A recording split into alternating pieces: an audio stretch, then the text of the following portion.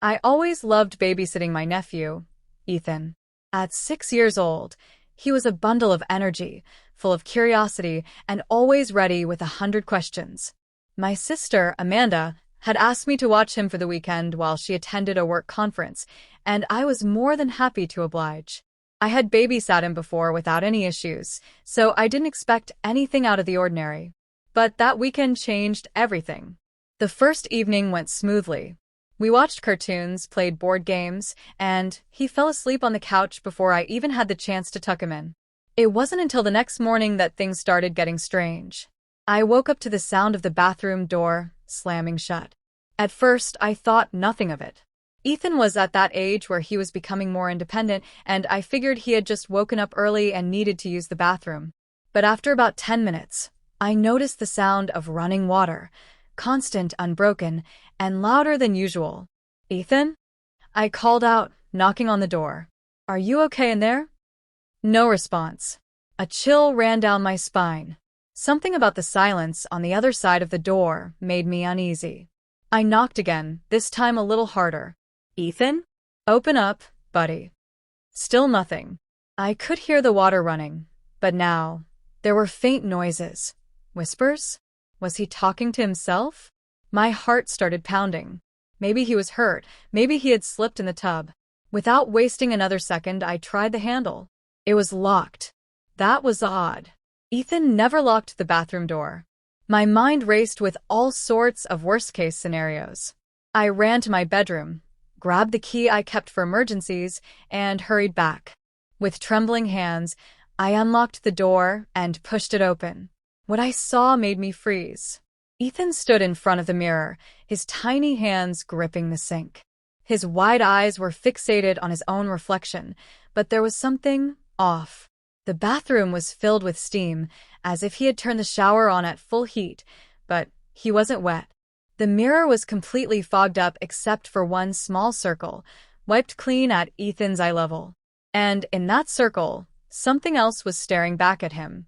I blinked, trying to convince myself I was seeing things. It was just Ethan's reflection. But the longer I looked, the more I realized that wasn't true. The eyes in the mirror were darker, deeper, older. The expression on its face wasn't one of a child's innocent curiosity, but something else entirely, something knowing. I rushed forward and grabbed Ethan's shoulder. "Hey, buddy, what's going on?" Ethan blinked, as if waking up from a trance. His small body trembled under my touch, and when he finally turned to face me, his face was pale. "Uncle Jake," he whispered. "He was talking to me." "Who?" I asked, trying to keep my voice steady. Ethan hesitated, his gaze flickering back to the mirror before he whispered, "The boy in the mirror." A cold shiver ran down my spine. "What do you mean?"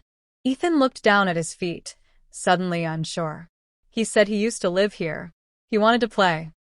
I forced a laugh, trying to shake off the unease creeping up my neck. "Ethan, there's no boy in the mirror.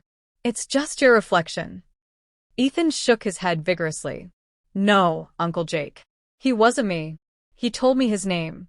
He said his name was Daniel." My stomach twisted.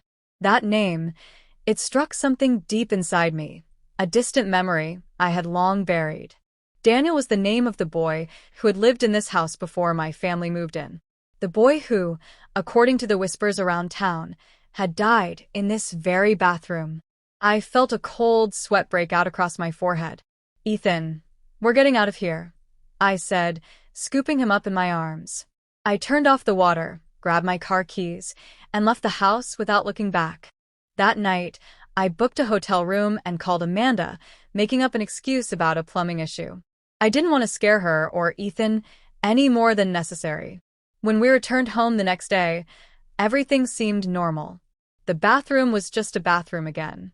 No whispers, no strange reflections. But Ethan never used that bathroom alone again. And neither did I.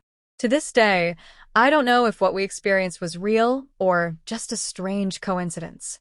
But sometimes late at night, when I pass by that bathroom door, I swear I hear a faint giggle, barely audible over the sound of the dripping faucet.